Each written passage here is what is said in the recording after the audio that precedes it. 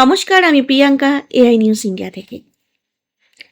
শ্রী শান্তনু ঠাকুর বর্তমানে ভারতের কেন্দ্রীয় জাহাজ প্রতিমন্ত্রী এবং মতুয়া সম্প্রদায়ের এক প্রভাবশালী নেতা। তিনি যদি তার বর্তমান প্রশাসনিক ও সামাজিক অবস্থান পরিবর্তন করে পশ্চিমবঙ্গের মুখ্যমন্ত্রীর আসনে বসেন, তবে তার ক্ষমতার সমীকরণ এবং রাজ্যের ওপর তার প্রভাব কিভাবে পরিবর্তিত হবে, তাই নিয়ে আজকের বিশেষ আলোচনা। শান্তনু ঠাকুর বর্তমানে এমন একটি অবস্থানে আছেন যেখানে তিনি কেন্দ্রীয় সরকারের প্রতিনিধি।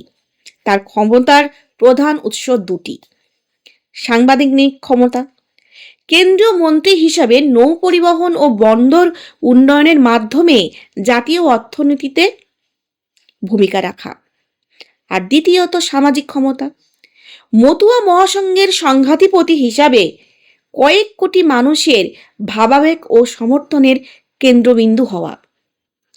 যদি তিনি এই পদ ছেড়ে পশ্চিমবঙ্গের মুখ্যমন্ত্রী হন, তবে ক্ষমতার বিন্যাস এবং রাজ্যের ওপর প্রভাবের ক্ষেত্রে বড় ধরনের পরিবর্তন আসবে। মুখ্যমন্ত্রী হিসাবে শান্তনু ঠাকুরের ক্ষমতা কেবল একটি নির্দিষ্ট মন্ত্রণালয়ে সীমাবদ্ধ থাকবে না। তিনি সরাসরি রাজ্যের স্বরাষ্ট্র, অর্থ, স্বাস্থ্য ও শিক্ষার মতো গুরুত্বপূর্ণ বিষয়গুলি নিয়ন্ত্রণ করবেন। সরাসরি প্রয়োগ: কেন্দ্রীয় মন্ত্রী হিসাবে তাকে অনেক ক্ষেত্রে রাজ্য সরকারের সহযোগিতার উপর নির্ভর করতে হয়। মুখ্যমন্ত্রী হলে তিনি নিজেই সিদ্ধান্ত গ্রহণকারী হবেন। বাজেট নিয়ন্ত্রণের ক্ষেত্রে রাজ্যের কয়েক লক্ষ কোটি টাকার বাজেট ব্যবহারের পূর্ণ অধিকার তার হাতে থাকবে, যা দিয়ে তিনি সরাসরি গ্রামীণ পরিকাঠামো পরিবর্তন করতে পারবেন। উনি মুখ্যমন্ত্রী হলে পশ্চিমবঙ্গের জন্য কি কি উপকার হবে?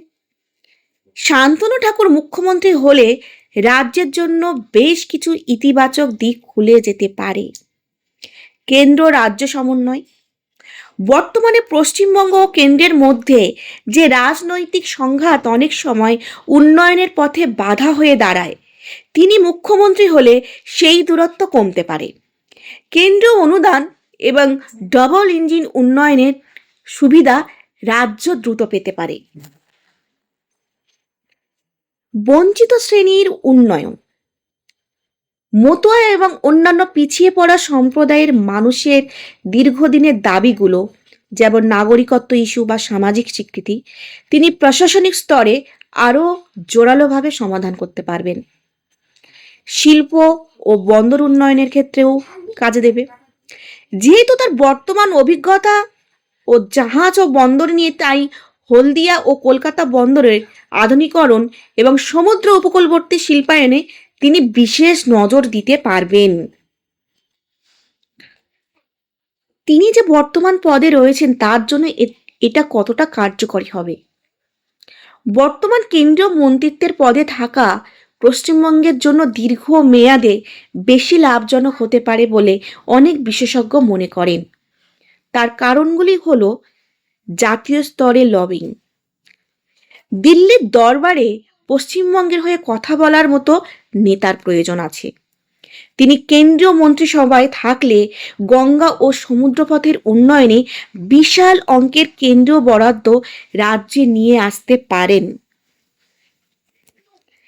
আঞ্চলিক রাজনীতির ঊর্ধ্বে মুখ্যমন্ত্রী হলে তাকে প্রতিনিয়ত রাজ্যের আইন শৃঙ্খলা ও রাজনৈতিক সংঘর্ষ সামলাতে হবে। বর্তমানে তিনি সেই ঝক্কি থেকে মুক্ত হয়ে সরাসরি পরিকাঠামো উন্নয়নে মনোযোগ দিতে পারবেন। মতুয়া সমাজের সেতুবন্ধন হতে পারে: মুখ্যমন্ত্রী হলে তিনি কেবল একটি নির্দিষ্ট সম্প্রদায়ের নেতা হিসাবে চিহ্নিত হওয়ার ঝুঁকিতে পড়তে পারেন, কিন্তু কেন্দ্রীয় মন্ত্রী হিসাবে তিনি সমগ্র রাজ্যের উন্নয়নের প্রতিনিধি হিসাবে কাজ করার বৃহত্তর সুযোগ পাবেন। তুলনামূলকভাবে বিশ্লেষণ করলে আমরা দেখতে পাবো যে বর্তমানে কেন্দ্রীয় মন্ত্রী হিসাবে তিনি আছেন, আর মুখ্যমন্ত্রী হলে কি হবে? সিদ্ধান্ত গ্রহণ অত্যন্ত দ্রুত ও সরাসরি, কেন্দ্রীয় নীতিমালার অধীনে হবে। তহবিল রাজ্যের নিজস্ব রাজস্ব ও কেন্দ্রীয় সাহায্য, সরাসরি বিশাল কেন্দ্রীয় বরাদ্দ। রাজনৈতিক স্থিতিশীলতা কঠিন চ্যালেঞ্জের সম্মুখীন হতে পারেন, তুলনামূলক স্থিতিশীল ও সুরক্ষিত। সামাজিক প্রভাব, রাজ্যের সকল মানুষের নেতা হওয়ার দায়বদ্ধতা, মতুয়া সমাজ ও নির্দিষ্ট উন্নয়ন খাতের ওপর ফোকাস করা। আজকের আলোচনা ছিল এই পর্যন্তই। পরের আলোচনায় দেখা হবে। নমস্কার।